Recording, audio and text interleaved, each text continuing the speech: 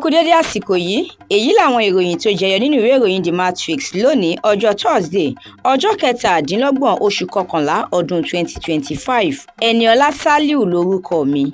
Ààrẹ Tinubu ti kéde ìlú òfararọ lágbọn ètò ààbò jákèjádò orílẹ̀-èdè yìí.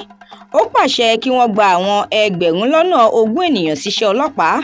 Bákan náà ló ní kí wọ́n kó àwọn ẹ̀ṣọ́ aláàbò aṣọ́gbó sínú àwọn igbó gbogbo. Ó ní ẹnikẹ́ni kò gbọ́dọ̀ hùwà kò kàn mí tàbí ṣiyèméjì lẹ́nu iṣẹ́.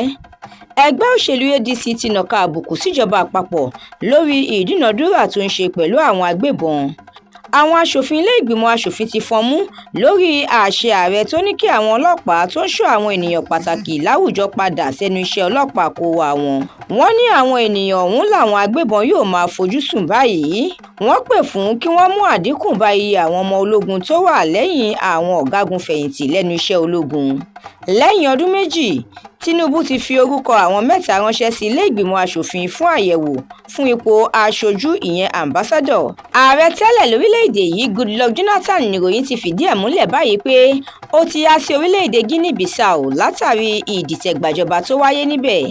Mínísítà tẹ́lẹ̀ fún ọ̀rọ̀ epo rọ̀bì ní ìpínlẹ̀ Timothy Silva tí àjọ EFCC kéde rẹ̀ gẹ́gẹ́ bí ẹni tí wọ́n ń wá ti ní kí àjọ ọ̀hún mú ọjọ́ míì tí òun yóò farahàn ní ilé-iṣẹ́ náà torí òun ń gba ìtọ́jú lọ́wọ́ ní ilé ìwòsàn.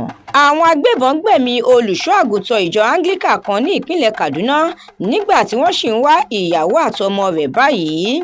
Ìròyìn eré ìdárayá.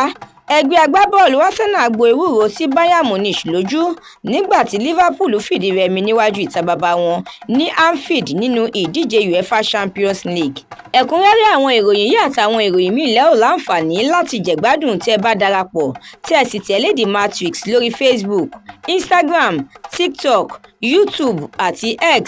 Àdúrà mọ́mi Balógun ló ṣe òǹgbùfọ̀ ìròyìn. Ẹniọlá Sàlíù lórúkọ mi.